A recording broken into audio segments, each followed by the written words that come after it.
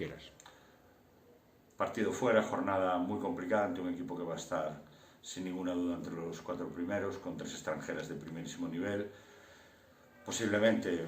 con la mejor jugadora exterior de la liga como es Green, desequilibrante en todas las facetas del juego, y luego un equipo que juega bien a baloncesto,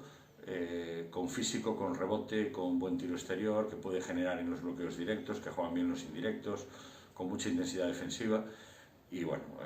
sabemos que es un partido de máxima exigencia, pero lo afrontamos con toda la ilusión como todos, y además sabiendo que quedan 6 jornadas y que después de esta, las 3 siguientes para nosotras son decisivas para lograr nuestro gran objetivo, que no es otro que el de la permanencia en la categoría, y en ello estamos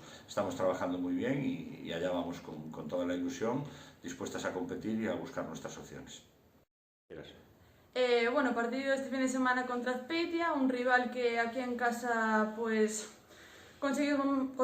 mantener más o menos el resultado, perdiendo al final de 2 puntos, así que bueno, motivadas para ir allí a competir, y sobre todo después del partido de este fin de semana, que nos costó un poco jugarlo, por así decirlo, y con malas sensaciones, así que muy motivadas para ir.